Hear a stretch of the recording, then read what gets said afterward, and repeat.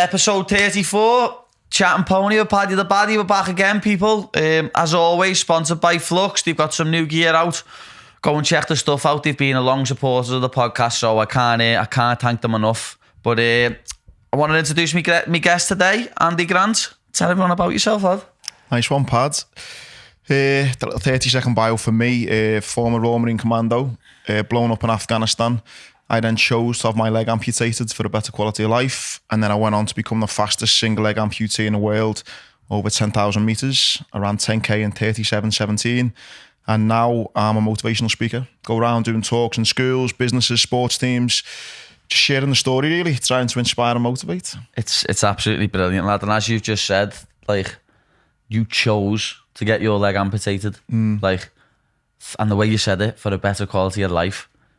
If someone would have said that to you like 10 years ago, what would you would have looked at them like they had 10 heads? What? Getting one of my legs amputated for a better quality of life? What do you mean? Yeah, you know what I mean? That was probably one of the hardest decisions I think I'll ever have to make in my life. I think that would be the hardest decision you'd ever have to make. I think though, Pad, if you went, God forbid, you went to the doctors and said, I've got a sore big toe, and they went, right, you know what, because you got cancer in your big toe, if you don't amputate it, it's going to spread, you're going to die. Yeah, it could get worse. Pretty easy to make. I think the fact that one surgeon would say, you know what, it might get better. Another surgeon would say, listen, if I was you, I'd keep it. It was so up in the air for a long time, and it was horrible. It was about 18 months where I was kind of deciding what I would do. But in the end, I almost became jealous of like the lads, other Marines and other lads who'd been injured, who'd, were walking around as amputees because they had all these prosthetic legs, learning to run, learning to ski, skydiving, travelling. And there I was with this leg that, I could walk, but it wasn't, I couldn't do all the things I wanted to do. And then in the end, I said, you know what, I need to have this amputated. And the scary thing was, though, it's like, once it's done, it's done. Yeah. You're not getting it back a week later. Yeah, that's the thing. You can't go back. I want that back on. It's not one of them what you can do, is it? It's it. Once you've made that decision, that's it. That decision is made. That was the worst bit, like. But yeah, touch wood, thankfully it all went really well. And obviously the funny story came from where I had a Liverpool tattoo with "You'll Never Walk Alone." I was actually going to mention that, but you're going to just tell everyone about that. That's one. When you told me that story, I was like... Yeah. I think people have said to me, like, that's not true, is it? And I was like, yeah. Why would you make it up? Do you know what was really, really mad? I'm lucky enough to be an ambassador for the O McVeigh Foundation, and I went to one of their dinners the other day, and they'd done an auction night, and John Barnes was there. And I was like, fucking hell, John Barnes. So I went over, and I said, sorry, John, to interrupt. I said, can I make a deal with you? I said, can I get a photo if I tell you a funny story? And he went, you can have a photo anyway. I said, but your story best be funny now. So I said, I was in the Marines once upon a time. I said, I got blown up in Afghanistan. And he went, you the lad with the tattoo? I was like, what the fuck? And he's like, I've got it on my phone here. So yeah, it's mad how that story's kind of done the rounds. Yeah, every lad. When I heard that story at first, I was like, like, people say like fate and things are meant to be. You're like, oh my God, it's crazy, that. Do you know what? So obviously, I think when I was 16, I had a Liver Bird that "You'll Never Walk Alone" tattooed on my leg. And once I passed out as a Marine, went to Iraq, then I went to Afghanistan. Obviously got blown up in Afghanistan, and when the leg's been amputated, the surgeon said to me, your tattoo, it might cut off half your tattoo or whatever. But obviously, I was not thinking about your tattoo at that moment in time. Just want a better quality of life. And then I woke up from the surgery, and he was like, listen, there's good news and bad news. And straight away, I just was hoping that the operation went okay. Yeah. And that's when he said, listen, the good news is the operation went great. The bad news is your tattoo looks a little bit different. And it's literally, you couldn't have scripted it. You couldn't have wrote it. It's literally just cut off the word alone. The Liver Bird's a bit wonky. And but it's made for a great story. And when I tell me motivational like presentations, I use that bit of the story. Like once everyone stops laughing, I say to people, like, it's a very timely reminder to never ever take yourself too seriously. Do you know what I mean? Never be afraid to laugh at yourself. And for anyone that doesn't know the story, just explain it. It's fucking brilliant. Yeah, it's just mad how it happens. So the fact that the word alone's been cut off and it says "You'll never walk" now. But no one ever gets to see it because it's obviously covered up with the leg. But it says on your leg, "You'll never walk." Literally, "You'll never walk." And you fucking proved that wrong as well, didn't you? You know what I mean? So that was the big thing. I mean, for wanting to, when I say I wanted a better quality life, when I had the leg, I could walk all right and stuff like that, but I just couldn't run. And obviously I was used to being in the Marines, used to travelling and keeping fit. So then once I had the leg amputated, it was right, let's get walking again. Once I could walk, it was like, let's get running again.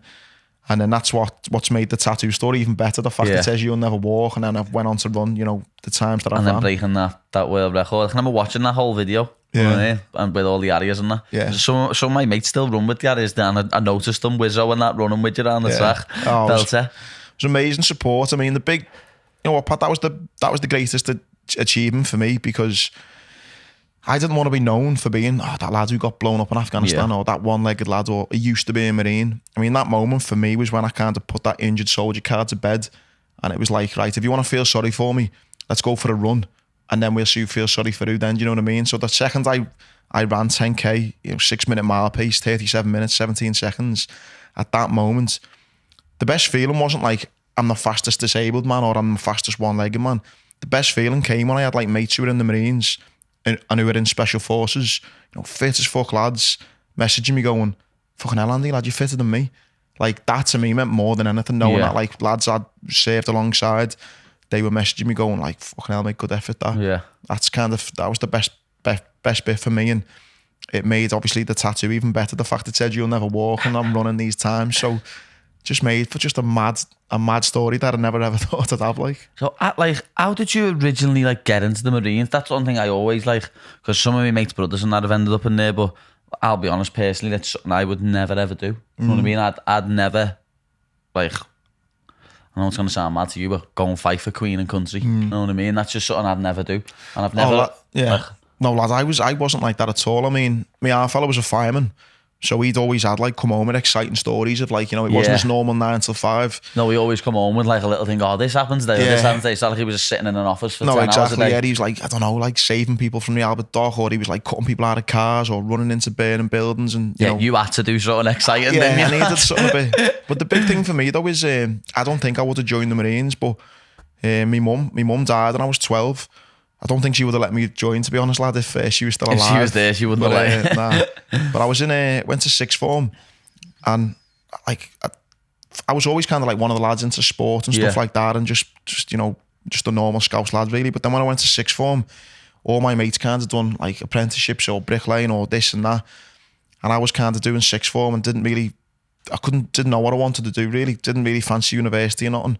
And then I saw an advert for the Royal Marines, and it said 99.99% need not apply. And like being the cocky 17-year-old I thought, fucking hell, I can be that 0.01%. Yeah, I can be that, I'll apply just to prove them wrong. And as stupid as it sounds, I didn't like ever think, I'm fighting for Queen and country, I'm fighting this for anyone. It was for me. I went on a Meet the Marines day down, and it was on the Pier Eddy, just by the Liver buildings. I met up with these Marines, and like they were two young lads from like, I think they were like 22, 23, picked all us like civvies up who wanted to join the Marines in this minibus, took us down to Alcar, I think it was, on like your way to Southport, and we kind of I remember jumping on this minibus. I was 17, and just like fell in love with these two lads, like almost like like a big brother type thing, like good role models. Yeah, like, and they were so, I think they were from like Newcastle or somewhere, and they'd been obviously on the piss in Liverpool, and they were talking about they'd been out, and I think they like shagged a few birds, and they were, I don't know, they were just. And they were good looking lads, fucking big strong lads, and they had like great banter between them. And as an impressionable 17-year-old, I'm looking at these going, wow, these have got some life. I'd like to be like these. Yeah. So I kind of went on, then it was just, I met more people like that on this Meet the Marines day, and I just kind of fell in love with this whole idea. And it was never a case of, I want to join to fight for Queen and country. It was just like, this looks like a boss team to be part of. And then when I did join the Marines, it's just full of like Scousers, Manx, Geordies, Jocks, just all boss working class lads who've all come from similar backgrounds, and no one really gives a fuck about fighting for Queen and country. Yeah, it's just all about, this is the hardest training you can do if you want to be in the military. You're getting paid to keep fit. You're traveling around the world. You're going on the piss all over the world really. And to me, anyone listening or watching will think, well, that's a bit stupid. You must have knew you were going to go to war. But I kind of didn't though. Do you know what I mean? I'm not, lad. I was only a baby back then, but like, we didn't have a big massive war for years, did we? No one ever thought anything like that had happened, and then it happened. And that's what I mean. I didn't like watch like the Twin Towers or whatever and think, right, that's it, I want to go. I want to go and get involved. It was never like that. I just wanted to see if I had what it takes. And you did. Do you know what I mean? Yeah. And that was literally all it was. And I think like none of my mates are massively passionate about the Queen and country, nothing like that. None of them are fighting for that. all my mates are kind of the same. It's like, No, I don't even know why. That's just what comes into my head. No, it does for a lot of people. Dilksy's the same, lad. Dilksy's been in the army, hasn't he? Carl Dilks used to train with us in our gym. He's a former pro boxer. And he's nothing like that at all. But I don't know why. When I think of the army, that's what comes in my head. I don't even know why. I've had it on Twitter with people when I've like all like, you know, give the royal family shit and that, and people are like, you shouldn't be saying that, you fought for this country. And I was like, listen, I didn't fight for it. Yeah, exactly. I didn't fight for it. It's not as if I went and fought for here. I fought for the lads next to me, like to the left and to the right of me. Not once when I was in Afghan or Iraq was I thinking, oh, I'm made up like fucking David Cameron sent me here. Do you know what I mean? It was never like that. So yeah, I feel like I can say, look, I've served in Iraq and Afghanistan. I didn't do it so as well. People go, oh, thanks for your service and nothing. I done it because I wanted to be part of this brotherhood, and it's the best job in the world. Like I say, we were just talking beforehand. I went to the Save the Rave festival at the weekend, and all my mates out the Marines were there, like, and it was just boss catching up, and for that brotherhood and the friendship I've got, like the best thing ever. Like, that is one thing. Like, I don't think there's much, like, obviously an MMA gym, I think, is like, to an everyday world, we're like a family because we're with each other all the time. But like the next level above that is being in the army. You sleep together, you eat together, you train together, you defend each other. Yeah, like there's not much more else what could be more like a family, I don't think, than like being in the army, because you're looking out for each other 24/7. Yeah, I mean, lads, you think about like the year before I went to Afghan, I'm up in Arbroath in Scotland, they're all like other Marines, and you wake up, you're in like a 4-man room. So the first person you see in the morning is your mate. You know, you're standing brushing your teeth, he's having a shave. You fucking go for a run together first thing in the morning, you're running next to him. You come back, you're standing next to him, bolloco in the shower. Then you go for breakfast together. Then you sit in a classroom together. Then you're doing that for a year together. Do you know what I mean? So, like, it's like having a pad mate. Yeah. It's like being in jail with someone. No, lad. You just don't leave each other's side. But it's great though. You know what I think's mad as well about, like, when I go in, I do like motivational speaking now and I go and work in different companies. Probably the same with you with the gym, because it's all like-minded people. I think it's mad to know that people can sit in an office, right? And like, you're there, like I'm 33, I sit there, I'm on my little desk typing away. There could be a woman next to me. And you just won't speak a word all day. Yeah, called Janet, she's like 60 going through a divorce. Then I could have like some lad next to me who like plays video games all night, you know, big fat thing or whatever. And there's me in the middle who's like dead fit and like, but we'd all work together. Yeah, and you're not in a life not at in a all. life. Whereas all I've known anytime I've worked like in the Marines is we're all, you know, most northern lads, a lot of northern lads who I worked with. So like Scousers, Geordies, Jocks and Manx, you all love your fitness. You all love having a bevy at the weekend together. You all bang into sport, your boxing, your UFC, your footy. It's got so much in common. So I can't ever imagine working in like a normal job. Do you know what I mean? I'm with you there. I've always said I could never imagine having a normal job. And as you say, we're all round. In the jobs we do, the roles we've got, you're around like-minded people, aren't you? Like, I'd end up arguing all day in a normal job, mate. I'd argue enough on Twitter, lad. You know what I mean? I know, lad, you're funny on Twitter, lad. I'd argue enough on Twitter. Never mind on thing, yo. Yeah, so I think that was a big thing for me. So that's when people go, wow, how can you say that about like the Queen, or you don't want to... It's like, because I've known these lads for years. Do you know what I mean? I care for them. Like when I was in Afghan, again, not one thought ever came back to anyone at home. It was, I was doing my job that I was sent to do. I didn't choose to go there. I was just doing the job, and I was doing it with all my mates who I love to bits. So that's where I feel I can say what I want about this country or the Queen or whatever. Well, if anyone can say what they want about them, it's people who have been in the armed forces and sacrificed themselves. You know what I mean? If anyone can say it, is people like yourself. But saying all that though, I don't regret it either though. Do you know what I mean? I absolutely loved it. And it's given me like I love my life. Do you know what I mean? I get to go around doing these motivational talks. And love the kind of opportunities I've had and the position that I'm in. And I think all that's made me the person I am now. You know what I mean? Going through the challenges and the adversity and obviously getting injured, it's obviously made me the person I am now. So no regrets whatsoever. I'm 100% with you there, because people say to me, oh, would you change this if you could, or would you change that? And I'm like, nah, because I'd be a different person. Yeah. I wouldn't be who I am today. I always remember you saying that about me when you come on mine, and you said about, when you first turned down the UFC and stuff. I think things, happen for a reason, don't they? And a little cheesy line I always say in my talks, I say, like, life's 10% the situation you find yourself in, 90% what you do about it. Do you know what I mean? We're all in a situation, it's kind of like you're judged more on not the challenges that you face with, but how you react to them. Yeah. Do you know what I mean? So it's like whether it's you have an offer coming in initially and you think it's not for me at this time or whatever, or me getting injured, it's like, look, this has happened. You're going to move on regardless. How do you want to move on? Yeah. And that's what's down to you and your reactions. And I think that's the big thing I try and talk about when I do my motivational talks. It's all about your mindset and how you react in the best possible way. That is funny. I think the last time we sat down and had a chat, I wasn't even in the UFC. No, that's why I love kind of, obviously everyone knew about it anyway, but I love seeing you now because it's like when you come on the Legged podcast, you were saying all these things. So now I remember like being in London watching you and I'm like, fucking hell, lad, he said this 2-3 years ago and I'm there watching him do it now. I know, and it's going to carry on happening, lad. So like all stuff I've predicted are going to carry on happening. I can't wait. Yeah, no, on a little personal note for me, it was boss. Lads, even Jamie Webster, when we had him on, I had him on before he even had his first album out, so you kind of see people and you're like, fucking hell, this is like, people have spoken a little bit about what they want to happen and then you go and... That's it, I always say it, lad, like, you've got to believe in yourself.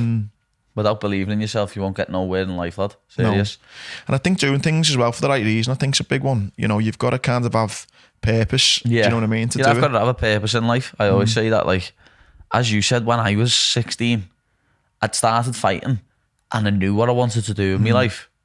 But my mum and dad made me go to like sixth form and carry on doing like academic stuff. Yeah. And like it put a rift between me and my mum and dad at first, know what I mean? I ended up arguing with them and I didn't go to college that much. I ended up getting kicked out of my house when I had my pro debut. Really, yeah? Yeah, because like they were like, no, you need to go to college. You need to go to college. You know what I mean? It's interesting because I had a very similar thing, lad, when I wanted to have my leg amputated. So my dad, like say, after my mum died, my dad's brought me up. So he's been like my best mate, like obviously the only one there for me in that sense. He's seen me get injured, he's seen me recover. And then I was like, look, I need to have my leg amputated. And he's like, no, you don't. I was like, no, Dad, I want a better quality life. And he's like, who's asked if you can't run? Just be happy that you're alive. And I was like, I know, but I need to make something in my life. Like, I'm not happy. Caused a massive rift with me and him. Like, some like proper teary arguments, like where we're like, we're all like upset, crying and that. And he, obviously everyone just like your mum and dad wants the best for you. And then it's not, obviously it's nowhere near the level of yours, but I've had health problems in the past. And I had back and forth like that with my dad. We'd be talking to a doctor and I'd be like, no, shouting at a doctor. And my dad would just stop and start crying and just be like, lad, I can't do this, you know, lad, I can't do this. Same, like my dad and was like... you feel terrible, you know what I mean? And I'm going to him, like probably you heard about the UFC, I'm going, Dad, I promise you this will be the making of me. This will be the best thing for me. And he's getting upset going like, I just don't understand. So what if you can't run, you know what I mean, anymore anyway? You don't need to be doing all that, just be happy. I was like, that life's not for me, Dad. I need to. So it's boss now. He's probably the only time in my life I can go to my dad. I told you so. Look, I told you I was right about this. And he obviously, like I'm sure your mum and dad are now, they're proud of you. So it was. But at the time, that's what I always think as well. When people see you kind of doing well and stuff, whether it's the motivational speaking or anything, like people don't see all those, the tears and people don't see when I was shitting in a fucking little plastic cup and I've got fucking piles and my dad's there crying and I'm on all these fucking drugs in hospital and I'm on a drip and getting infections and 2 or 3 years of all that shit before the good stuff came. Do you know what I mean? I was just about to say that. I was just about to like agree with you and go, yeah, they don't see them things. But I've never had times like that, lad. You know what I mean? Yeah. Like, I think I've had bad times and I haven't. But like, it's all in you will have though. I know it's all different things, but it's, lad, yours is levels above mine. You know what I mean? I'm sitting out thinking, why was I sitting there depressed? Why was I sitting there thinking I'm mentally ill? Like, I've got a bad mental health problem when you've come through much it's worse perception. than me. Like, you will have been, have your dark times, stuff like that. It's perception. That's what, it hates me though I hate it when people say that because some people go, I've got a bad knee here, but I can't moan to you about it because you've only got one leg. That's how I think in my head. You shouldn't though, lad, because my knee doesn't hurt me, for example, but your knee might. You know what I mean? So it's like it's all in there. Everyone's different in that sense, and that's what's made me probably so chilled out now. Because I'm thinking like, when I do have a bad day now, I kind of compare it to how things were. And I'm like, it's not that bad anymore. Do you know what I mean? So it's definitely given me a new perception on life. Before you got the op, what it's gonna sound mad, but like, what was still there? My leg normally was still there. It was really swollen. I had like a big massive scar down the front of it. So what had happened when the bomb went off? It kind of blew through me right leg. So, I mean, I had 27 I know different injuries. I've seen, obviously, where we've met each other plenty of times before, and it's always that one I notice on the top half of your arm. But did that like rip like a ligament out or something? That, or like, I think it's called a fasciotomy I needed to have. So basically, when it went through me, it broke my elbow, and there they had to slice through down my arm here, and yeah, it's just chunks missing here, there, and everywhere. I had like skin grafts on both legs, and when it was all kind of said and done, everything was healing okay. But the big thing was my right lower leg, and I'd basically lost 6 centimeters of bone. Don't ask me how my leg was still attached, lad. I don't know, but inside 6 centimeters of bone, I basically turned to breadcrumbs. So they couldn't just kind of put my leg back together because there was no bone there yet. Yeah. So I woke up and I had this big massive cage on my leg with all these like pins going through it. It sounds mad, but what they done is they then broke my leg in another position, give me a couple of spanners, and I had to twist these spanners every day for about 18 months, and it basically pulled the bone apart, and then new bone grew as they were pulling it apart. That took about 18 months for like 6 centimeters of bone to grow back. Like, it's mad what they can do. Like it grew back. The cage got taken off, but then the big problem was the nerve damage. Like, I'd walk around and I couldn't really control my foot. So I had massive foot drop. You could put a lighter underneath my foot and I couldn't feel it. I remember being on holiday, I think it was in the Dominican Republic, walking around. You know, the sand was dead hot. And you looked at the bottom of your foot and you were it was like blistered and burnt and all that. But I didn't even feel it. And what kind of was the big telltale sign in the end was I'd be kind of making plans with like friends or family, and I'd be like, right, tomorrow we'll go here. And I'd wake up and my leg would be in agony. And you wouldn't be able to do nothing. Couldn't do it. And then I'd think, right, that's it. I need to fuck this leg off and get it amputated. And then the next day it'd be all right. And I'd be like, oh, you know, and I just got fed up living, like mentally got fed up not knowing whether I was coming or going. Yeah, whether you'd wake up one day and it'd be sore, or whether you wake up one day and it'd be all right. So it was kind of like taking back control of my life, do you know what I mean? It was like starting to live life on my terms now rather than like on your legs on my legs terms. Yeah. So for me in the end, 18 months that it wasn't a decision I come too lightly. It was like, right, I can't continue to live like this. And again, I wanted to be back. I wanted to be that young Marine again who was like living life to the full, climbing mountains and running and all that. And so that was the kind of, in the end, like, fuck this, I need to just get rid and move on with my life. Yeah. You're an inspiration, lad, to so many people out there. You know what I mean? You really are, lad. No, the fact that you're out there now giving motivational speeches, lad, it just shows what sort of man you are, lad. It really does. No, I appreciate it, Pat. I think there's I didn't ever want to be a kind of inspiration from getting blown up in Afghanistan, but I'm glad to be an inspiration now because of what I've done since. You know what I mean? Because it was obviously just a bad day at the office getting blown up in Afghanistan. I didn't mean to. So if anyone says, oh wow, God, you're amazing for what you've done, it's like, well, I didn't do anything then. I was just fucking wrong place, wrong time. Whereas I do feel proud of what I've done since, you know what I mean? And I feel like I've got the best job in the world now. I get to go around and hopefully try and inspire and motivate people. And that's how I kind of try and live my life now, you know, trying obviously doing these things, not just talking the talk, doing all the motivational stuff, but walking the walk and hopefully leading by example to say, look, you know, we all go through tough times in life, like you say, whether it's mental health, physical problems, hopefully with the right mindset and surrounding yourself with the right people, you know, whatever problems you're going through, hopefully it gives a bit of inspiration to kind of prove you can overachieve. And it's, lad, definitely does, lad. You inspire everyone, lad, I swear. Like, even people like me, like, you'd inspire people like myself, lad. From when I first come on your podcast, I've always, like, looked at stuff ever since then, lad, and especially when you've done the 10K. I can remember watching that full thing and was crying at the end of it. Nice one, man, I was crying at the end of it, like, and then no one, he didn't recognise it at first as a world record. I was fuming. I was like, what? He's just ran that far and you aren't giving him the record, lad. I was fuming, you know. I still not got it, you know. I know. Still not officially. But you've got like an unofficial one, haven't you? But not an official one, even though it's... The great thing that happened on the back of that, though, was someone from the Royal Marines watched the documentary and invited me, like, back into, like, the home of the Royal Marines to a sportsman's dinner. And at this, you get lads, because, like, MMA's became massive now in the military as well. So, like, they have the sportsman's dinner. Anyone who's been doing well in whatever sport, whether it's running, football, MMA, get kind of awarded and recognised. And, like, I'm not even in the Marines anymore, but I got invited in and I got awarded a Royal Marine running vest, which is like a little bit like getting, you know, an international call up or something. It's like it only really happens when you're getting recognised. And I was like, for me to not even be in the Marines anymore and still like it just was like me 17 all over again, you know, being part of that family. So that meant more in the end than anything like that Guinness could say, just to know that the lads I worked with and the lads who knew me, thought, like you the know brotherhood. what? Yeah, exactly. Just show it, like that means more really, doesn't it? Because as Yeah. you say, you've sweated, you've cried, you've laughed with these lads every single day. 100%. For them to recognise it means more than any in the world. Yeah, Guinness World Book of Records will ever do. That was the best moment. But it's funny you say like about like getting like, you know, kind of emotionally invested. So when I do the motivational speaking now, I've been lucky enough, like done it for like, you know, big organisations and sports teams, and I've done one for called Warrington Wolves rugby team. Yeah, I've heard and they're all like massive, big, you know, 6'6" fellas. And how I end my motivational talk is a talk about like having hope. You know, everyone, you got to have hope, and you know, in your life. And I say like the worst time in my like life was when I woke up from it, the coma I was in, and I had 3 realizations. 1, I knew my running days were over. 2, I knew my career in the Marines was over. And 3, I got told I couldn't have kids.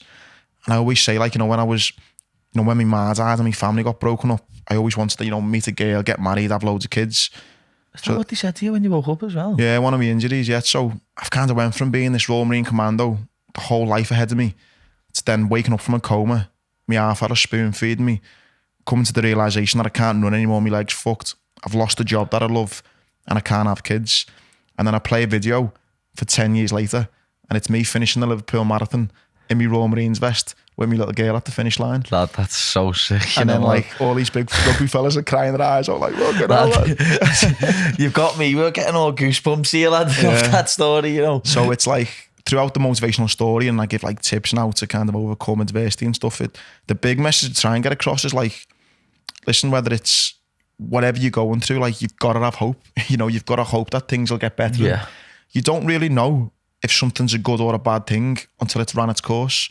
Do you know what I mean? It's like if anyone had said to me at that time, when I got told those 3 big realizations, if anyone had said to me, don't worry, lad, you know, this has got positive. You would have cried your eyes out and you're like, what's that? I would have probably flipped on him. What do you mean? As if, how can this be a good thing? How can this be a good thing? Yeah. What are you talking about? Yeah. Where now, 13 years later, it's like the best thing that's ever happened. So you just got to give people hope, because again, I always come back to like, we're all facing different problems and different challenges. You know, I'll never know what yours like, you'll never know what mine are like, but we are all going through something, and lad, fucking life's hard.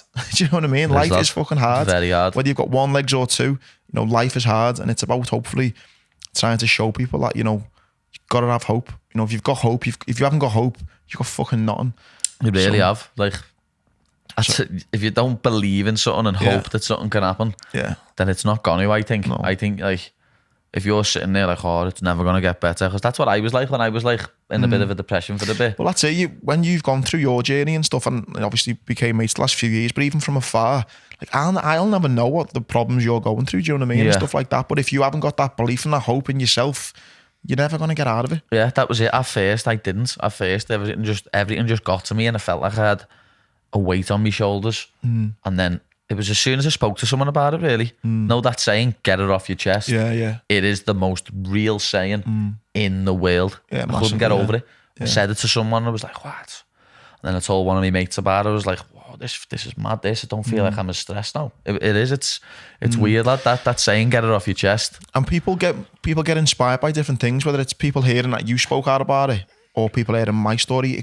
You don't have to be going through the same thing to get, do you know what I mean? Like, I've done talks, and there's been like a woman who's been in like an abusive relationship, and she's went, I don't know, something you said, I just think, you know what, I need to leave this fella and go and, you know, get my life back together. It could be someone who like gets inspired by listening to you and thinks, you know what, Paddy's when I got help by speaking to someone, I want to do the same. So that's another reason why it's not only good to talk for yourself, but for everyone else. You don't know you're inspiring as well. Yeah, it is.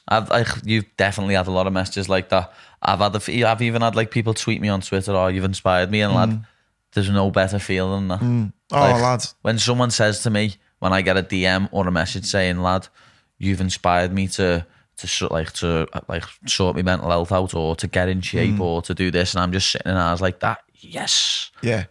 It's a big thing, lads. Again, another like little like cheesy story, like, but I remember when I'd done the Invictus Games, won a couple of gold medals at that, and some woman came up to me with a little boy who only had 1 leg, and she went, Andy, can I just grab you for 5 minutes? She went, listen, and she explained that when a little boy was born, his right leg wasn't forming as it should, and her and her husband had to make this decision to have the lads amputated pretty much at birth. So she's grown up, never known what it's like to have 2 legs, and she thought it'd be a good idea to bring him along to watch like me and all the other lads with our disabilities run. She went, Andy, he's just watched you win gold. Like, wow, what an inspiration. He can't stop screaming your name. You've really inspired him. You've really motivated him. Thank you, thank you, thank you, thank you. And I felt dead awkward thinking, I didn't turn up to inspire him. Like, I just wanted to win. I wanted to smash the competition and just like be the best I could be. And then it was only later on that night, we'd been on telly and she took a photo with him standing next to the telly and she found me on Twitter and messaged me. And it was only then, that's when I realised, like, in life, you don't need to do any like motivational speech or do anything inspirational. Sometimes simply just doing by you, trying to be the best version you can be, you'll automatically inspire people. You know, when you're leading by example and whatever it is you're doing, you're putting in 100% into it and just trying to be the best, you'll have a far greater impact on those around you than you'll ever know. So I think whatever it is, like, whatever you do in your life, if you just try and hopefully be a good person, try your best, then a lot of the time you'll have a massive impact on people. Yeah, I always say that it's nice to be nice. Yeah. Like that's what a feeling you get from it, lad. It's nice to be nice. And then they have people on Twitter going, you're not nice though, are you? That's just me having a go back. Yeah. Well, the other thing as well is about Twitter and stuff that I think's fucking hilarious is like, my title, if you like, is a motivational speaker. When I want to tweet things, they're not always going to be motivational. Yeah, exactly. It's not going to be always be like that. It doesn't mean you say something about your opinion or you say something about someone every now and then. It's just one of them things. I think I like called Tingy like a nonce or something, you know what I mean? And he was like, someone went, that's not very motivational. It's like, fucking hell, lad, I'm not I called someone a flag shagger this morning, lad. And I've seen it, lad. I've got all people chatting shit to me because it's like they're saying his dad's just died, have some respect. And I'm like, I didn't know. How did I know his dad died? Yeah. I didn't know. Twitter's I've just seen one tweet, quote tweeted that and said, well, get on this flag shagger. Yeah. And then all people are on me, his dad's just died, you piece of shit, you disrespectful cunts. I'm like, what are you on about? Yeah, I did not know nothing about his dad. Like, people love to just jump on you on all that shit. So I don't mind anymore, me lad. I get called all sorts on there. I bet you do yourself. It's a toxic place. I went through a thing, I think it must be about... Again, I don't even know the whole kind of... I don't like politically and that. Like, I fucking hate them all, lad. I think they're all the fucking same and all that. And then I've been called like a murderer because I've been to Afghanistan and stuff, and I'm like a rapist and a murderer, and I'm like, fucking hell, wow. You try not to fucking bite to it, I guess, but it is mad. I'm terrible, lad. Everyone tells me, why are you biting to that, why are you biting to that? And like, it's not even like biting. I just like proving people wrong. So when someone says something and I just go, I just like proving people wrong, lad. Yeah. Like, even I'll respond to people with one follower and an egg as the picture. You know what I mean? I'm bad, lad. I'm bad. Sometimes I do, lads. I go through phases where sometimes I'll get, but not even some. Oh, you know what? What was quite funny for me? My little moment of wasn't like viral, but getting shit on Twitter. It's fucking hilarious. So back in January, lad. I mean, what happened? I can't remember what's that. So we do a sports show on a Friday. Yeah. And obviously, like, we know both big reds and all that.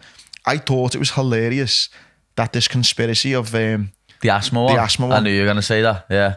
So I thought that was quite funny how people can say it's a conspiracy. Right. So because there's a few players on asthma. So here's what happened. So in January or maybe December, someone sent me an article and was like, oh, fucking hell, get on this plant pot. And someone's wrote an article saying that Liverpool fans are all on fucking, they're all asthmatic or whatever. So we do a sports show on a Friday. And I'm taking a piss, going, fucking hell, mad this. And Jordan's going like, fucking hell, the asthmatic Reds are doing it again. And so we're like bigging it up and, you know, throwing a fucking butty on it, thinking, obviously, this is a laugh, you know. And in a way, lad, I'm like on the wind up, because I'm a bit of a wind up. I'm like, how great is this that we're the greatest team ever? And it's all because of a couple of inhalers. You know? Do you know what I mean? This is funny. People are going to be... So it went out, and the following that we've got, people were buzzing off it, laughing at it, great. And then I'm in Villarreal, we're just watching us get into the final of the Champions League. I'm in Barcelona airport a day or so later, fucking nursing a hangover. And one of the lads messaged me and goes, lad, why are you saying all this about fucking asthmatic Reds and that? I went, what? He was like, and someone had some blue nose, it clipped up me saying it. And I mean, it's still funny, I think. Yeah. But he hasn't done the whole conversation with it. It's a bit that's of a what they do. They take little snippets out of what you've said to try and make what they think you like. But even with that though, Pad, it was still obvious that it was a fucking piss take. Yeah. Do you know what I mean? If someone wants to tell me that we're only this good because fucking Jurgen's holding out to nailers, lad, then you run with that, lad. Do you know what I mean? So at this point, I'm in Barcelona airport thinking, fucking hell, it's quite funny this, like, do you know what I mean? I'm thinking, great, more people see the podcast and get following, do you know what I mean? I'm like, great. And then, like, as the days go on, people are like atting the Premier League going, you need to look into this people are like Chattin, fucking famous journalists going, this needs to be looked into. Someone quote tweeted it and went, I hope Andy Grant's got deep pockets for when Liverpool sue him. And I'm like, you are a fucking helmet, like, do you know what I mean? That's like Twitter for you. Yeah. And then a couple of days later, it went and it was. But I just thought, what was a funny joke, which I think, you know, probably one of the greatest teams ever, Liverpool at the minute. And if people want to say that, then I think keep saying it. It's funny. Yeah. But then it quickly got turned into like, oh fucking hell, people trying to get me sued, lad. It was like fucking hell. And I started going back to a few people on that, and then my mate just went, fucking leave it, lad. But that's I've been called racist on it for saying someone wasn't born in England. Yeah, it's mad, innit? And I'm also done with state of fact. I said he wasn't born in England, and I've been called racist for it. But the thing is, though, whether you're right, whether you're wrong, I think when you put your head above the parapet, which you have to be because you're in the public eye, no matter what, someone's going to have something to say about it. Someone's not going to like you for whatever reason. You know, I remember speaking to a mate, I won't name him, but he's got a podcast, and he said he had someone come up to him and go, I think he was pissed, like, come up to this lad and went, you know what, lad, I owe you an apology. And he went, why? And he went, I used to fucking hate you, you know. I've never met you, but I used to hate you. I've had that a few times. And the lad went, why did you hate me? And he said, well, all my mates used to watch your podcast and they all used to go on about you all the time. And I'd be like, fucking who's the fucking lad? And I got jealous of you. I didn't even know you. And because they all used to love you, I fucking used to hate you. Yeah. And I've just spent, you know, the night with you there and you're a boss lad. And so that's a mate. And I'm like, how fucking mad's that? And that's just because Twitter has put you on a public platform and people don't have an opinion on you, whether you're right, whether you're wrong, whether you so. The amount of times I get that and the amount of comments I've had lately on like me vlogs and me YouTube, I thought you was a bellend until I started watching these, and I'm just like, you just don't know me. Yeah. How can you just call me a bellend? You know what I mean? They're like, oh, because of some of the tweets you've done, like, so because of what someone's fucking typed one day when they've been fuming with someone, you don't like someone. Yeah. It just it makes no sense to me, that, but you just got to get on with it nowadays. It's the world we live in. The cancel culture nowadays is just ridiculous. You can get cancelled for anything. That's good though about having a podcast, because I guess if people, especially when you're having a chat like this, people can kind of see a bit more of the normal side of you, can't they, and stuff. That's what I've liked about mine. Sometimes it's great to get stories on and stuff like that, and then sometimes it's just good to talk shite for an hour, isn't it? It is. That's all mine is. That's all this is, lad. I love chatting pony for an hour with a guest, and like, as you know, lad, everything just rolls off the tongue.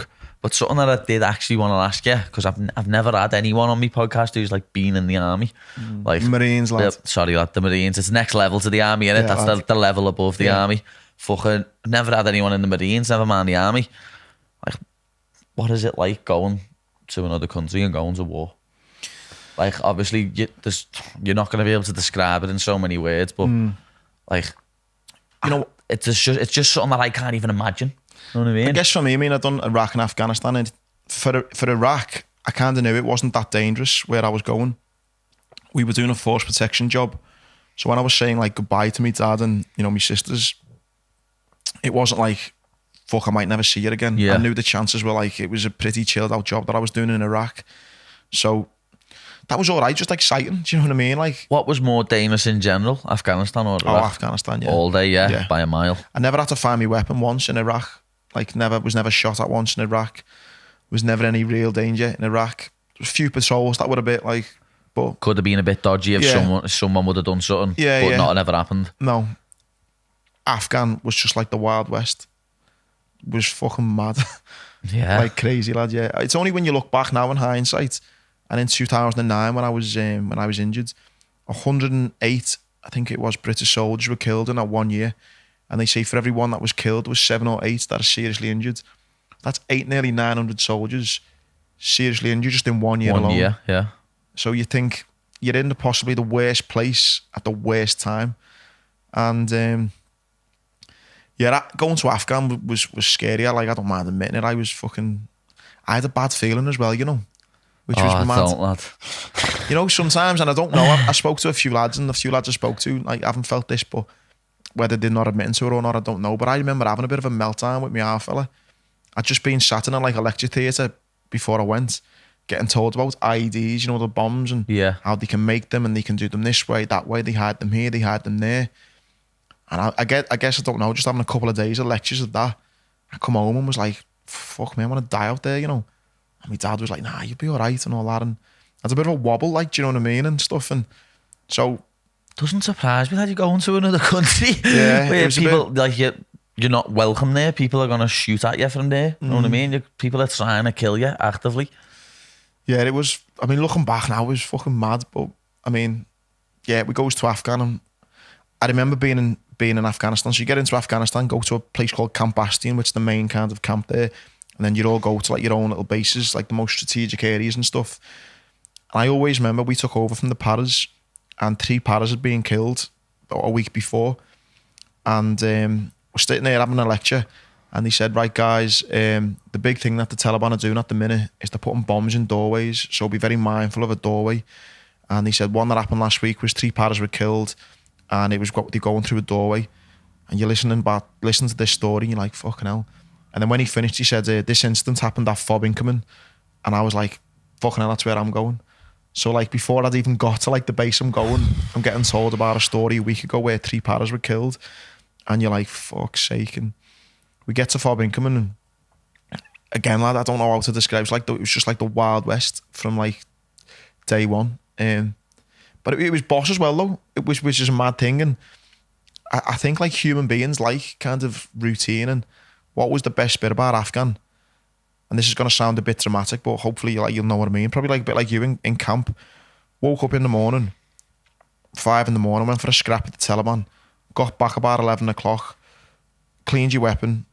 Got all your kit ready, went to gym, went and had a shower, and then watched DVDs and played cards with the lads all afternoon, all evening. Went to bed, woke up the next morning, done it again. Same again. You weren't worrying about social media, emails, your rent or your mortgage, your mobile phone. It was nothing. You just woke up, went for a scrap, come back, went to gym, cleaned your kit, played cards, went to bed, done it again. So like that aspect of it was amazing. Do you know what I mean? It was probably in some ways the happiest I've ever been. I mean, life was so simple. You knew everything what you were doing each day. Everything was just planned out already. Didn't have the bullshit of like everyday life. Do you know what I mean? But then obviously it was fucking, some amazing times. Don't get me wrong. It was you doing the job that you were there to do, which was great, and I loved it. But yeah, it was fucking scary at times as well.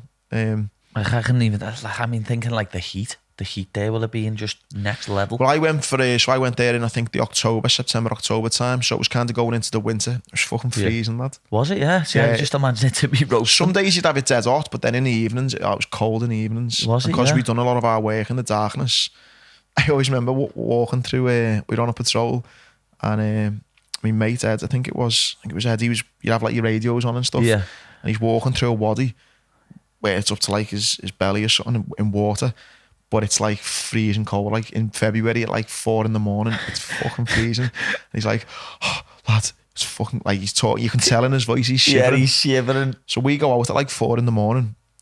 And then what would happen is ordinarily we'd go out in using the cover of darkness, get in position, basically get as close as we could to the Taliban, basically get to the doorsteps, and then first light would happen. And then we'd be there ready to have a good scrap at them. On this particular morning, I always remember, because we had an interpreter with us who could listen into what the Taliban was saying. Yeah. And they're relaying messages back to us. So we've been out since 4 in the morning. We're all fucking freezing. Some of us have been in water. Lad, you're so fucking cold, you're shivering. But we're in position now. The sun's starting to rise. You're going to be moving soon. You're going to be having a fight with the Taliban. And then the Taliban are talking and they're going, it's too cold today. We don't fight today. These British are crazy. It's too cold. We won't fight today. And they just didn't want to have a fight that day. And they just didn't come out? They just didn't come out. Lad, they could see us and all that. They're just like, nah, I swear it's too cold today. None of that. We'll leave that shooting at each other for another time. Pad, that's literally that was like, lad. It was mad. So it's just some crazy story. Like, the way... It sounds like a scouser when someone gets on him at like 10:30 at night for a poly. Nah, too cold out there, lad. Nah, they're sick, them. Honestly, but funny thing was as well, lad, they were high all the time as well, lad. We had Afghan National Army we were working with, and they'd be getting stoned, lad, on the weed out there, lad, like this Afghan fucking weed. And I remember one time, lad, we're there in like this firefight, and you're keeping a low profile and all that. The Taliban are out there, and then we're like, I think the Taliban might be there, or they might be there. And then these Afghans are all stoned, they're just standing up going, what? Where are they? They're just fucking standing up like that, like high as a kite, lad, and you're like, fucking get down. And they're just like fucking just walking around with their AK-47 in one hand and a big spliff in the other. just like modes and mad stories like that. You know, sometimes you see like military films and stuff, like Lone Survivor is like one of my favourites. Mad stories like that, maybe not as extreme as that, but you could probably make a film about one story Just little or another stories, yeah. from every day in Afghan. That's another one I was going to ask you. Like, what in your eyes would you say is like the most realistic like war film? Because there's so many of them out there, but a lot of like soldiers and stuff say, they're all most black. of them are a load of bollocks, but Kajaki Kajaki is probably the most real one. I've never even heard that. What's that one? Kajaki, it's not like this big American kind of one. It's a British one of a true story that happened in Kajaki. Dead sad story where I think one lad was killed, but 3 or 4 were injured. Basically, they walked into an old Russian minefield. One of them was injured, but because it was a minefield, as kind of one tried to save the other, he got blown up, and then another got blown up, and then the helicopter comes in, and then the helicopter sets another one off, and it's just a sad story about them trying to get all the lads out. But that's probably the most realistic film I've seen. Yeah, none of the like blockbuster ones are going to be realistic, because they need to have big explosions and all stuff happening in it for people to. No, but Kajaki was a real story. You know, a few of the lads that were involved in it, and that's probably the most realistic one I've seen. But yeah, you could. I remember once there was someone got injured, and they came to our. It was like we weren't even on patrol, but I think someone had been like a local Afghan farmer had been stabbed or something by another Afghan farmer or something, and we'd obviously try and help them. But on this day, like, we needed to get him a helicopter, but all the helicopters were busy. So we paid this like local Afghan. We had to flag down like another like car driving past and said, look, can you take this guy to the hospital like down the road? It's like 2 hours away. We can't take him. Can you? And like, no doubt about it, this fella just would have took like $100 of us and then just like dumped him at the bottom of the road. Down the road. Like that's what I think people don't realise. You know, people go, why don't we just do this or do that? Like, Afghan's fucking massive. Do you know what I mean? And it's like, it's just like... Is it geographically, is it a big country, yeah? Oh, lad, it's huge, yeah. Yeah, it's huge. That's one thing I'm not clued up on at all, me geography. I'm terrible with geography, The problem is, lad, we'd go into an area and stuff and we'd do good work, do you know what I mean? We'd push back the Taliban, we'd help the locals and it'd be great and you'd do a good job. But the problem is, as soon as you move out... Yeah, the Taliban move straight back in. So that was the really difficult bit. You know, we do some amazing work there, and then as soon as you move out, it's that vast. It doesn't take a lot. What was all the stuff that was on the news last year if the Taliban just took control of it now completely? That's just our government and the Americans just fucking up again, and they basically just pulled the plug on it without any real kind of investment in the no kind strategic of plan behind it to keep it all in place properly. Yeah, you know what, lads? I never ever get sad or emotional. I'm you know, touch wood, dead lucky. I've never suffered from PTSD or nothing. Can talk about Afghan till the cows come home. But when that was on the news, lads, I went through this mad little 48 hour of just crying my eyes out. I think it's probably because I've got a little girl now as well. No, I can remember watching one of the news things there, and you're seeing like little families trying to get out of there, and you're just like, how is this happening? Like, seriously. Like, helicopters leaving and there's people trying to grab all the helicopters and planes and stuff as they take them off. So sad, lads. And I was crying for like a good couple of days, and speaking to obviously lads, like you say, like before, talking to people. I didn't keep it on my chest straight away. Just rang up a few lads at Sherburn and was like, this is fucked up, this. And, you know, I had a good kind of chat with them. And it's just like most things in like governments, just fucking things up because I don't know the answers, what we could have done better, but the way they just kind of withdrew from that so quickly, it left a lot of people up shit's creek. And I think now, because I'm a bit older, I've got my own like kind of family, got my little girl. It was hard to see. That's sad, and it's fucked up. It is proper fucked up. As you say, some of the scenes that you see, you're just like, how is this happening in the 21st century? Yeah, lads, I think the it's Taliban are like 2022, lad. I think the Taliban are like 100% like back in. You've got to laugh. Like, you see the Taliban like in the gym with like cross trainers and that, and you're like, what the fuck's going on? It's mad. The one that I always found mad is the Taliban has Twitter and Instagram. Yeah. Well, they're a political party now, aren't they? Like, I'm getting accounts took off me, but the Taliban can have Twitter and Insta. Know what I mean? Oh, it's so fucked up. The world is just a mad place now. A mad place. Well, that's why I think now I'm probably too chilled out sometimes, because like you could get wound up so easy over everything, couldn't you? Like that is how mad is that when you say it? Taliban's got Twitter. And how weird's that to say? Being at war with them for like 10-15 years, but they've got an active Twitter page and it's probably got a tick. Probably has as well. Yeah. Probably has. But yeah, so I think just what I've been through in my life, lad, I think I try and not get... Like my dad always says to me, like, he goes, if you sorted out like the little things in your life, he was like, you'd be fucking living on a beach somewhere like a fucking billionaire, because I'm too chilled out, lad. I get like... I remember like last year, I think it was, or the year before, like fucking bailiffs were knocking at my door. Or I think they were trying to put a thing on my car. Like to take my car away or something. My dad come out and was like, what's going on here? And then I'd come back and I'd like not paid the Runcorn Bridge about like 5 years ago. And it went up to like 800 quid, and my dad's going, that's a letter who've come through your door. Why didn't you just pay it? Because I've maybe been through so much craziness. Like the little things, I like, I'll do that tomorrow. Yeah. I'm like, I know what you mean. Do you know what I mean? Like, yeah. and he's like, that's cost you 800 quid now. And I'm like, it's all right, I'll sort it. And he's like, but could have only been a fiver if you sorted it at the time. And I'm so laid back to like little things. That my bird says to me, you're that laid back, you could fall over. Yeah. That's what she says to me. So So all the little things are on here. Yeah. I can't do most of the little things. They're all Yeah, on here. lad. that's me. He goes, I don't get how you can stand on a stage in front of 2,000 people, get a standing ovation, get paid all that money to do that, and you can't fucking pay your fucking a parking fine from last week. I don't get that. And I'm like, I And don't it's know. funny because you don't get it either, and I don't get it either. But I am the same. But yeah, you know can what I go mean? on and put on I a show can't do like you little do. things, little mad things. Yeah. But then I can get in a cage in front of 15,000 Yeah. people and have a fight. It's mad, isn't it? You know Yeah. what I mean? It is. It's weird. Like, people are good at some things and not good at Yeah, others. yeah, You know what I mean? I'm not very organised.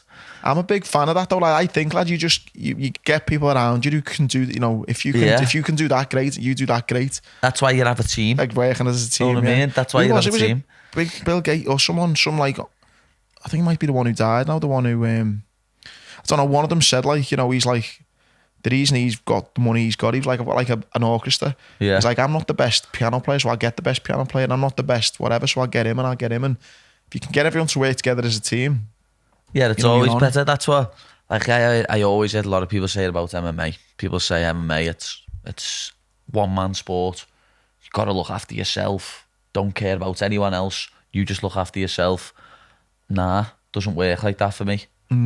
Because I don't just train on my own leading Yeah. up to a fight. It's only me in there. There's no one else to blame when we're in there but me. But leading into that fight, I couldn't train on my own. I couldn't do everything on my own. Couldn't just punch a bag and shadow roll doing jiu-jitsu on the floor like I've got someone there. There's no way you're doing it. Like, you need a team around you. 100%, lad. I say it with my world record, lad. My coach, Tony Clark, who runs with the Addies, he's got his coach group there. I was just running on down the beach with my dog, timing myself 10k. I'm not getting any faster. Why am I not getting any faster? And it's because I was training on my own. Yeah. There's that like cheesy saying, if you're the smartest person in the room, you need to change rooms. Yeah. You need to surround yourself by people who are better than you. And that's what I done. I went and joined Liverpool Harriers, and I was always the slowest one in the group. But I didn't care because I knew just by like hanging on to them, Yeah. I knew that you're would make me improving improve. your time by just hanging on to them. It's like, that's what I kind of tried to do after I learned it through running. And I was running I think I ran 5k in like 18 minutes. Like, that was my fastest 5k time. Just smashing all me PBs. It's faster than my fastest 5k, lad. You've got one leg. 18:07 it was, lad, yeah. I think the fastest 5k I've done's like 19:30, just about under 20 minutes. You know what I mean? Even then, and I you're was still fucking made up with that. Yeah. I mean, you're flying with them times, lad, yeah. But I mean, I got this running coach, started surrounding myself with better people.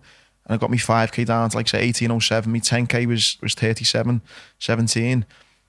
But that's like life though. It's not just sport. It's like, if you hang around with 9 idiots, don't be so surprised when you become When the you're 10th. the 10th. Yeah. And it's like, so it's just kind of, I learned it through running, but then I've kind of tried to do it every aspect of my life. Like, I'm never afraid to be humbled and have something done better than me. Do you know what I mean? It's great to kind of be around people who are better than you, as obviously you've just said there with MMA. You've got to have people better than you, pushing you, because if you're just happy being kind of the best at something, If you're happy just there being the best and not getting pushed, then you're not always going to be the best. no. There's going to be someone who'll come along what's getting pushed more than you are, and pushed more than you are, and that'll eventually beat you 100%. because you're not getting pushed in the gym. Like, that's what, as I say, when people say, oh, fighting's a selfish sport, it's madness. And I always think, what are you on about? Yeah, I can't even. I mean, when I was doing the world records and training the running drills, like, I couldn't imagine. Like, it does like baffle me, like how like the dedication that you've had for such a long time, the consistency over the years, to be able to get skilled in so many different disciplines. That's why obviously MMA is becoming so popular now. I think people are realising like the skill. Yeah.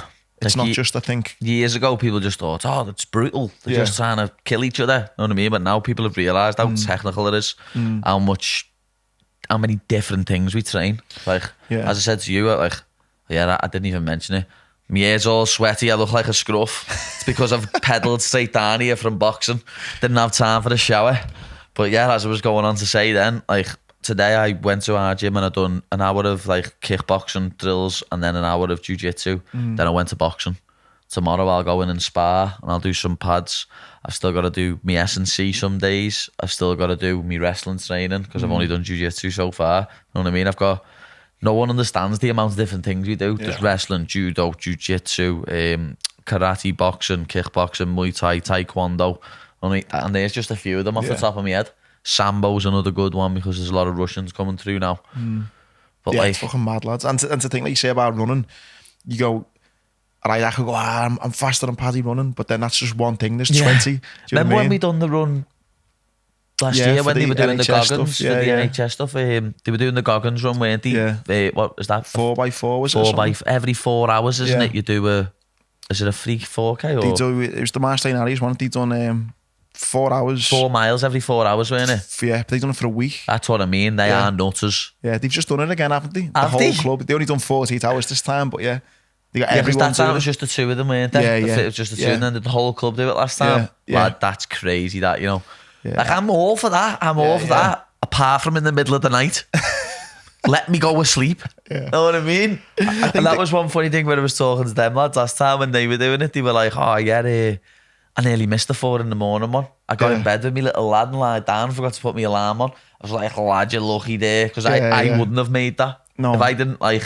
But I think stuff like that, though, it gives you a purpose. I think that's probably the most important thing for that week or for those runs. It's like you'd have a little... Yeah, you've got a reason to do something. Yeah. Which I think was mad for them. And I think once they were halfway through, it was like, we can't stop now.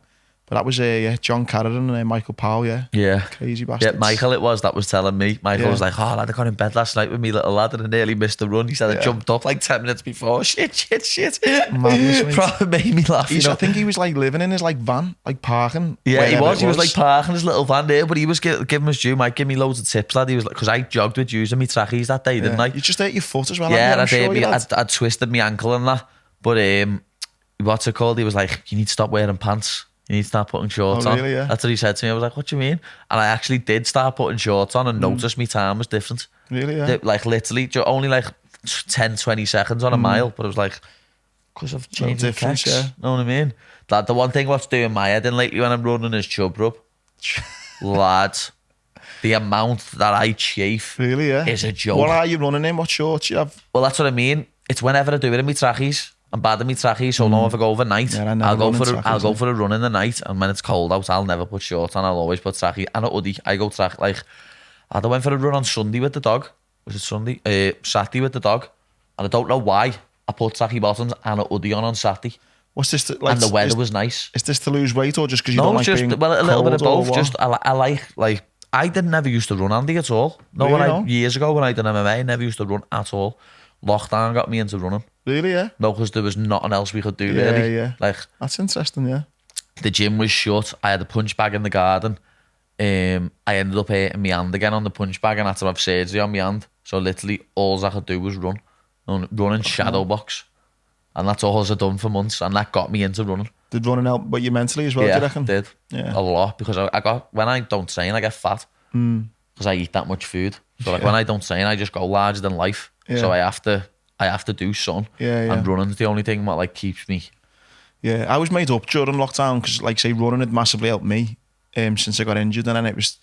But obviously, before lockdown, everyone's got their own life going on, and they might see me and go, "Andy runs" and that, but it's hard to say the benefits to it before you've actually done it yourself. Yeah. And then lockdown, I think, give everyone a chance to try it out. Like, and then everyone's kind of said, "Wow, running." Amazing. I'll be honest, I never used to run at all. I didn't even when I used to kill myself to make weight, lad, I never really used to run. Serious. How did you used to do it then? What, like, cardio work did you do? I'd do circuits. Really, yeah? Like, that's what I mean. Years ago, I'd never even done a proper strength and conditioning regime. That's why I say nowadays, like, the last 2 years have been proper me. Yeah. Because I've done an S&C regime, I've actually done strength work. like 2 years ago after I'd had my surgeries, when I first started bench press the bar, I couldn't do the bar. Really? I couldn't do 20 kilo. You know what I mean? And I just fought for a world title like 4 months earlier. The scary thing, lad, for probably any of your opponents listening, lad, if you're doing what you've done now, you're only probably getting. I know, that's what I mean.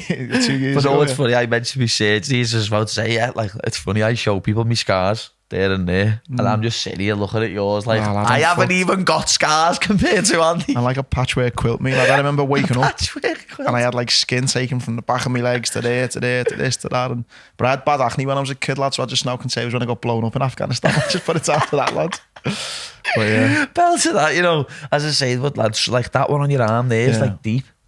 It goes like fucking, I think there's like still like metal in it, you know. That's crazy, lad. It's mad just what they can do medically, isn't it? It's scary what they can do medically nowadays. Like all the stem cell stuff, if you heard about all that now, the stem cell stuff. Would that have even done anything? My leg, lad, was the worst one. It was that lad on my leg. That's the thing that nearly killed me. So you got your femoral artery there. Is that what it was? Because it blew an artery and nearly bled out? Just like, so the lad there, James Smith, he was in the army, put a tourniquet on the top of my leg. That's the thing that saved my life. And then he took a vein out of this leg, put it in there.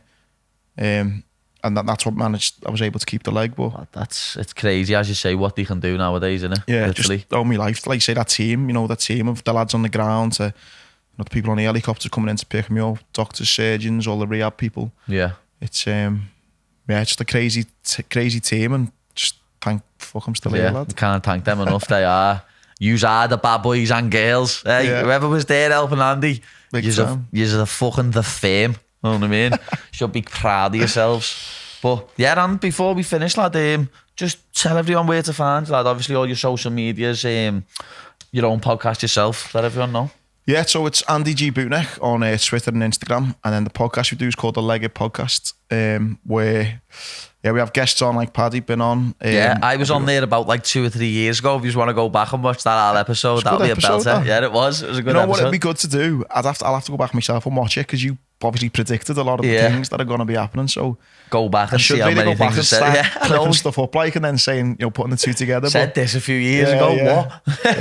What? We do a sports show on a Friday, so just looking over the footy, UFC, boxing and stuff like that. So funny. Actually, I've not seen you, so I might have texted, I don't know, but we were in UFC London, and I'd done a bet on Molly, who's the heavyweight in the fort, Aspinall, and you. And there was someone else as well to win. But anyway, I'd done 2 separate bets. I'd done all 4 of yous to win. No, I'd done them 3 in a treble, but then I'd done a 4-fold, and I'd done you to win by submission in the first. And so I think Molly had won, and then I'd done someone else, and then I was like, I'm either waiting on the last fight of the night for me treble, but if Paddy can put this away in the first, then I'm on with me 4-fold. And when you did, I was like, fuck it, I was coming in here. And then Aspinall just schooled Volkov as well. Yeah. And so when he won, I was like, fucking hell, right few quid, but it was good. And then I seen you misses after, but yeah, UFC was so good, lads. It was. Yeah. UFC was heavy. It was, lad. And the next one's going to be even heavier coming again. Yeah, I don't know, lads. I might be away with my half fella. Yeah. But hopefully, lads, it's not... if you're away with your half fella, them things are important, lad. Know what I mean? No, he said about it going away, but with your dad. Hopefully, we wait and see. But yeah, it was boss, lad, and yeah, so you always get a little talking up on the sportscast, which is good. I know what I didn't know until yesterday, until I spoke to my mate Maz, that who you do that one is with Jamie Neal's brother. Yeah. Do you know Jamie? Yeah, I know Jamie. Yeah, Jamie went to school with us. Yeah, he's me. I think they might be cousins with Maz, to be honest, one of my mates. It's great, because we've got Jordan who we do, it's big on the UFC and MMA, so he's big, the UFC and boxing, so we do like a little betting show and stuff, throwing a few tips, so it's like a good knowledge of the boxing and MMA scene. I've watched little clips of it a good few times, and I just didn't know it was Jamie's older brother. Yeah, and Jamie's into his horse racing, so we talk about horse racing. He's a jockey as well now, isn't he, Jamie? And then I'm on the footy, so just an all-round sports show, which is good, so that's the Legged Sportscast, Yeah, so there you go, people. Everywhere to find Andy and all his podcasts. Once again, thank you very much for listening. Andy, thanks for coming on. You're an inspiration, lad. Thank you very much. Cheers, mate.